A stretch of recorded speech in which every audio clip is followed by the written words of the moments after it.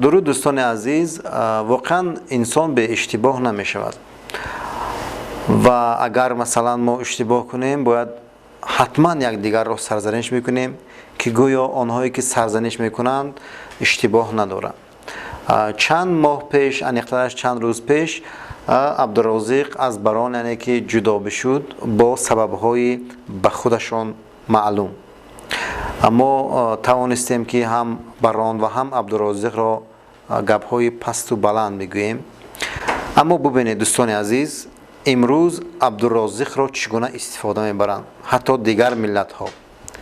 مثلا ملت ازبک با واسطه عبدالرازق میخواهد که یرالین خود را، یک جوان همتقدیر عبدالرازق را معرفی کند.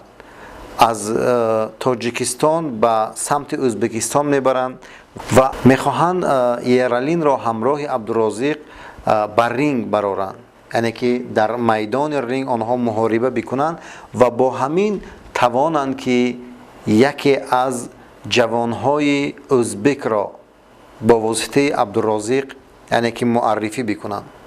وقت از آنه که با واسطه بلنگویک یرالین او را دعوت میکند، عبدالرازق را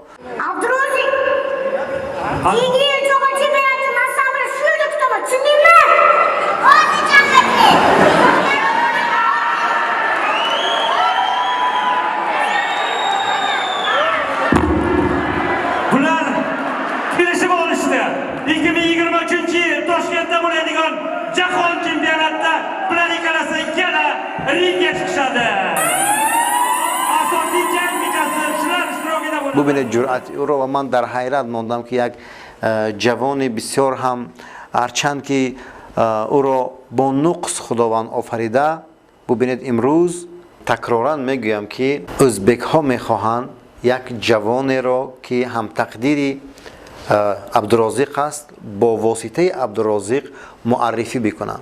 خب این یک طرف مسئله، اما طرف مسئله دیگر این است که با ویدیوها و با سرودها و اینچنین با کلیپ ها و سخنهای عبدالرازق چندین نفرها صاحب پول گردیدند، زیرا آنهایی که حتما ویدیو و یا سخن عبدالرازق را به یوتیوب میگذارند، یوتیوب به آنها پول میدهد و این را آنهای تجربه کردند که میدانند و حتی اثبات نیز کردند که با واسطه ویدیوهای عبدالرازق چندین نفران یعنی که صاحب مبلغ گردیدند.